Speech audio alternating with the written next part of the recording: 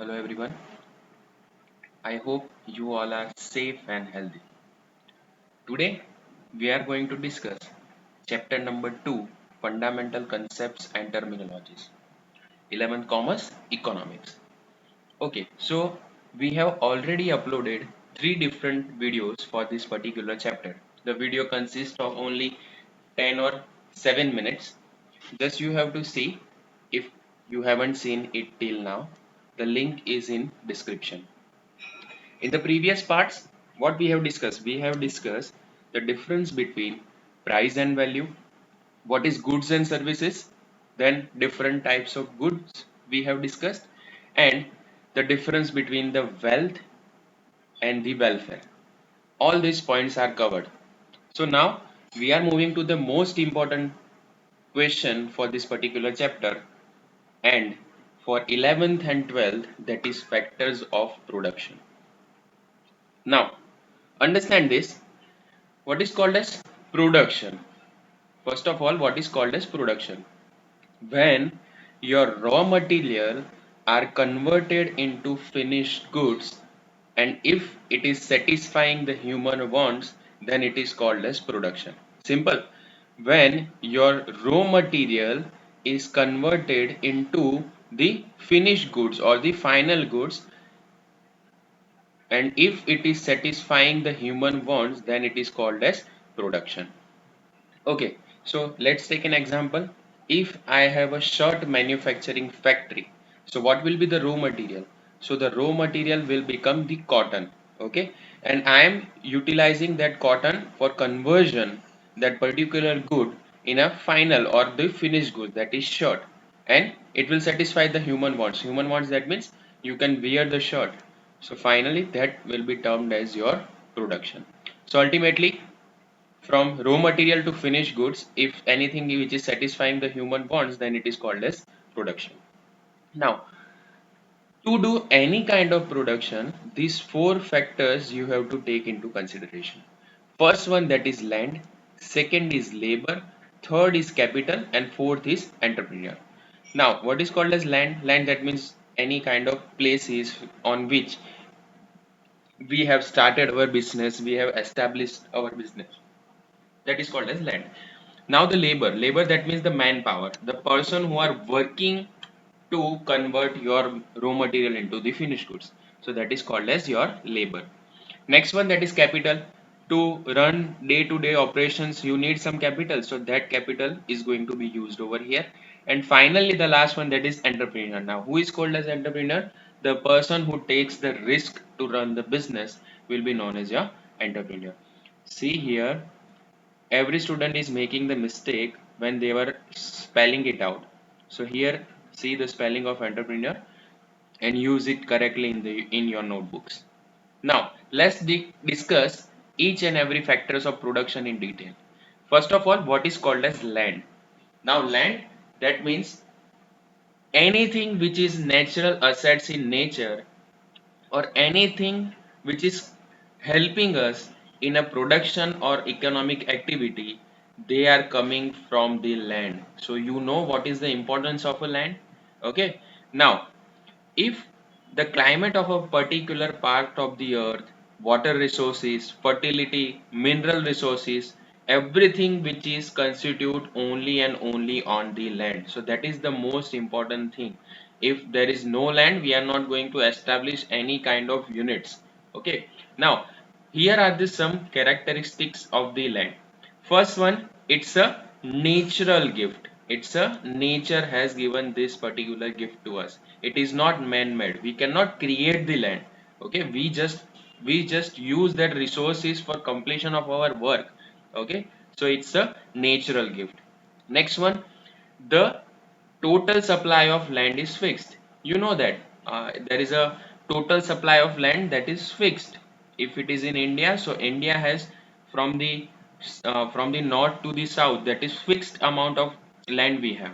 Okay, 3,300 kilometers. So that is a fixed supply of land. You cannot increase this. Third one, that is land is geographically immobile. That means immovable. Simple. You can you change the land from one place to another? No, it is not possible. You cannot move these particular properties. Okay, so land is geographically immovable. That is immovable property that will be stay on the same place for so many years. It is not going to be changed. Then all the types of land are different in fertility and climate conditions. Understand this? The fertility of Kanyakumari will be different. The fertility of land in Kashmir will be different. So few crops will work more in the Kanyakumaris compared to the Kashmir. Okay, so that's the main difference. Every land has different fertility. Every place there will be different climate condition. So on that basis, we will start our business. We have to consider these things when we are starting any kind of business. Next one and the most important one, when the remuneration of land is a factor of production, that will be called as land. So ultimately, when we will give our land to someone, what amount we are going to get? We are going to get some rupees for that, and that will be conditioned as a that will be considered as a rent. Okay, so on land you are going to get some rents. Next one, that is labor. So land was a immovable property. Okay, you cannot move this. It is fixed in nature. It will help you in the production and economic activities, but from whose help it can be done? It can be done with the help of some labors. Okay, so any kind of physical or intellectual work which is done by the human to earn some rewards in return, and there will be some supervision by some of the authority, and that persons will be called as a labor. For example, if you want to build a new school, okay, if you want to build a new campus, so for that particular you need some labors to work on that. Simple. So the persons who are doing any kind of physical activity, or the people who are giving some intellectual ideas, that means intellectual, that means no physical work, they are just guiding you. Okay, more mental work will come over here. And what they will do, they will supervise the whole activity, so that that person will be known as your laborers. First characteristics, the labor cannot be separated from the laborer. Labor cannot be separated from the laborer. What does it mean? You cannot separate them from their physical work. Okay, they are going to do some kind of physical works when the term labor comes into existence. Next one, labor cannot be stored. Okay, you cannot store the labor. How you cannot store the labor? Whatever effort is done by the laborer, it is perishable in nature. Now we have already seen the concept of perishable in previous part. What is perishable? The things which we need to consume in 1 or 2 days. Same way, the efforts which is done by the labor, we have to utilize it in 1 or 2 days. If the time gone, that means the things will become perishable in nature. We are going to utilize that particular time in a proper manner. Next one, the mobility of labor is influenced by social and economic reason. So in this particular third point, we can discuss lots of the things. Simply understand this. What is called as mobility? Mobility, that means you are transferring from one place to another place. Okay, so labor will transfer from one place to another place due to what reason? First one, that is social reasons, and second is economic reason. Now let's discuss first the economic one. Economic, that means if they are a daily wages worker and if they are getting 350 rupees per day, but if any other person comes there and asks for their help, and they have decided to, they have contracted or anything, that they will give 700 rupees a day. So this is called as economic condition. They are going to get some economic benefits, and finally what they will do, they will mobilize from one place to another place. Okay, now what is the social reason? Now see the condition of COVID-19. Due to that, every labor has to go from one place to another. Okay, this is the social reason. They are not going to get any kind of employments or anything. See the situation what happened in Gujarat. Many of the laborers are going from one place to another by walking. Many videos you have seen on the social media sites. So this is the social reason. We can discuss lots of the things, but let's go in a brief. Next one, the efficiency of every laborer is different. Okay, if a labor works for 10 hours, his efficiency will be different. Some of them becomes tired in 6 hours, some of them becomes tired in 3 hours. It depends on how build up their immunity system is. So it is different related with the efficiency level between their persons. Next, the supply of a labor depends upon the population. Now, what is called as population? Here, population doesn't mean the total population of our country. The population means the number of people who are working together. Okay, if there are 100 people who are working together, then the supply of laborer depend upon the population. If all the people are decided or the majority are deciding that we will work with this person, then all the labor will supply over there. Okay, so ultimately they have some kind of trade unions and all. Now, same way when we have seen the land has some remuneration. So remuneration is known as rent. Over here in labor, the remuneration of labor is called as wages. Okay. So we know we are using some terms like daily wages, workers and all that. So for labor, the remuneration will be known as wages.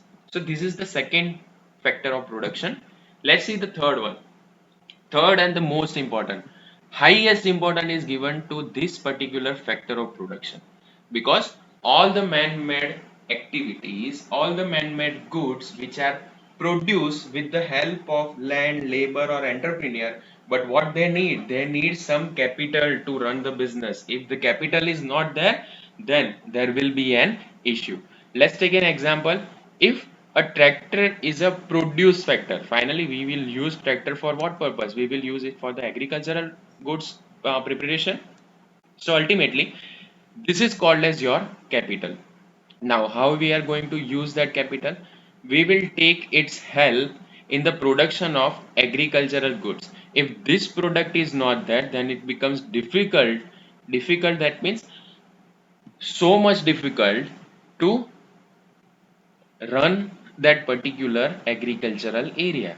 Okay, so we have to take some help from the sectors or capitals from the business. Now, what are the characteristics of the business? The first characteristic of capital is, first, capital is a man-made factor of production. Who prepares it? It is not like just like see here land. Land is a natural assets. Over capital it's a man-made assets. If we need it, we are going to use it. It is most mobile of all factors of production. There are four different factors of production. First one, that is land, labor, capital and entrepreneur. So what is the most mobile? Most mobile, that means most movable in nature. So the capital is the most movable. That means highest movement of anything which is happened in factors of production. So that is capital only. Okay. Now the increasing demand for capital in a present time owing to increase in capital incentive method. Now what is called as capital incentive method? These methods require more amount of capital because the automation will be there. So as more amount of capital is there, so we are going to utilize that. Okay, so it is most mobile in nature, so the scarcity of capital will also increase if it is a capital incentive method. And finally, the remuneration of the capital will be known as your interest. Okay, this is known as your interest. So for land, we will use rent. The remuneration will be known as rent. For labor, the remuneration will be known as your wages. For capital, the remuneration will be known as your interest. Okay. Next one, that is entrepreneur, the most important and human okay. So entrepreneur is a factor which brings together, that means which brings all the person together and does all the activities related with the factors of production, and the whole process is going on with the help of whom? With the help of entrepreneur. Now who is called as an entrepreneur? He is called as a coordinator. How? Because he coordinates each and everything together.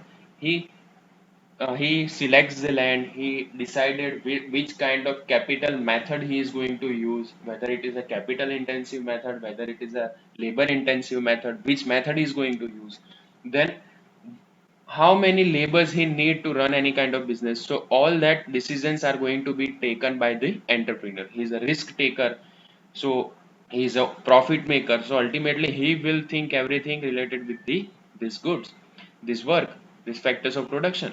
Okay. So he is also known as coordinator of everything. Same way, the entrepreneur is the person who sets up the enterprise. Ultimately, who runs the business? This man will run the business. Okay, man or woman. So, entrepreneur is the person who sets up the whole enterprise. The institute is going to be made by this person. So, ultimately, what he will take? He will take all the profits.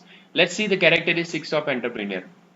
First of all, this factor is a decision maker in activity. Decision maker, ultimately, he will take the decision because he is coordinating everything. He is the only one who uses his mind. Okay. Second, this is a factor known as a risk taking factor. What he do? He takes some risks. He take some risk to invest some money into a business. So ultimately, he is a risk taker. So that is the second characteristics. Third one, it possesses the quality of coordination. He should have the quality to coordinate between everyone. If one is going in different direction and second is going in different direction, you are not going to make a good profit from that. You are not going to make good goods and services. So ultimately, what you need to do, you need to coordinate between these activities. So that quality is in the mind of the entrepreneur. Okay, and the remuneration of this factor is called as profit. The remuneration is called as profit. So here we have seen four different factors of production.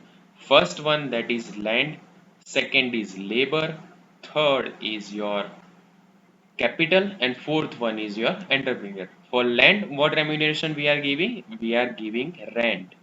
For labor, we are giving some wages.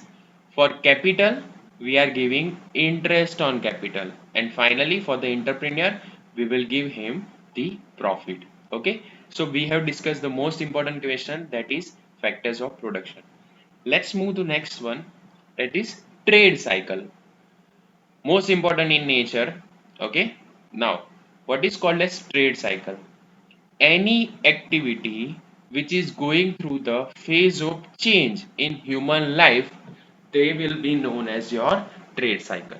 So basically the trade cycle are divided into four type of different changes. First one, that is irregular change, second is seasonal change, third one, that is long run and regular change, and fourth one, that is your cyclical change.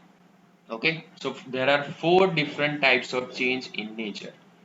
Start with the first one, irregular change. What is called as irregular change? These are some accidental change which happens in the economy. Let's take an example. Due to this pandemic, all the activities has shut down. So this is called as an irregular changes. Okay, we cannot expect it in 1 or 10 years. It comes on a sudden basis. So it is irregular in nature. We cannot predict this particular changes. Okay, keep it in mind. So what are the examples are any of the disaster which happens in our country or the nations. For example, flood is there, families. I have made some mistake. I think it is not families. Then storms, fire. Okay, any kind of this kind of activity has happened, then there will be any kind of issues. So this is called as your irregular changes. Next one, that is seasonal changes. What is called as seasonal changes? These changes regularly occur in economic activity with the changing season. For example, it is a season of summer, but if there is a monsoon, then there will be some seasonal changes. So on that basis, everything should be changed. For example, if it is related with the agriculture sector, they will change the whole the system of the crop. Okay, so that is the first change. Same way in industrial sector, if the industrial sector is working, because they are the chain between these two, because whatever the raw material is given by the agriculture sector, that will be produced by the this particular industrial sector. So it is seasonal changes. Okay, we can predict them. On that basis we can take some decision. Who will take the decision? The risk taker, the coordinator, or the entrepreneur. Now next is long run regular changes. What is called as long run regular changes? This kind of changes will occur after some form of trend. That means we are going to follow some phases. Afterwards, there will be some changes. So these changes will be known as your directional changes. We can take some direction. We know that this will happen. This will definitely happen. So it is called as your long run regular changes. But it will happen after 10 years or 15 years. That when the span of the particular trade cycle is going to be ended. Okay, so that we will see in next slide. Next one, that is cyclical changes. Now what is called as cyclical changes?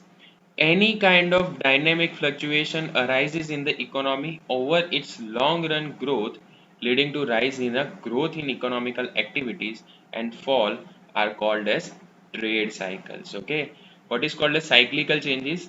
There are four different phases which we need to follow when we are calculating our trade cycles. So every damn product is going to be start from that stage 1 to stage 2, 3, 4, and 4 there is a end of this particular product. So this is cyclical in nature. The whole trade cycle is going to be followed. Now see the definition of trade cycle given by the different author. The most important question for 3 marks in the examination of 11th. Make some more concentration on this. Here, there are two definitions given by the different author. First one, that is trade cycle is an interval that embraces alternating periods of prosperity and the depression. Now, what is called as prosperity? That means the inflation or the boom situation in the market. So on that time, this is the this is one period, and the time of depression, this is the second period. So what we are doing, we are altering from one period to another period. So the difference or the interval between these two is known as your trade cycle. This definition is given by Haber. Okay. Next one, the trade cycles are continuous phases of good and bad changes. Good, that means prosperity. Bad, that means depression. This kind of changes are occurring in your economy will be known as your trade cycle. The definition is given by Howtree. Okay, so two definition you have to remember when we are writing trade cycles. Next one, there are some characteristics of the trade cycles. First one, it's a dynamic change will apply in the economy, so it is dynamic in nature. Next, it has both type of effect, one that is positive, that means your prosperity effect, and one that is negative, that means your depression effect. Both the effect is going to be made on this. Third, these arise because of several factors. There are several different factors which is going to be applied over here. So due to that this is happening, we will see that in the next slide. Fourth one, trade cycle has various phases and each phase does not last for uniform period. That means there are four different phases. We will see that, and it is not going to be last for the uniform period. Every time there will be change in some of the these phases. So let's see that in detail. So what are the phases of trade cycle? The first situation, that is boom situation. Okay. Then second is the recession.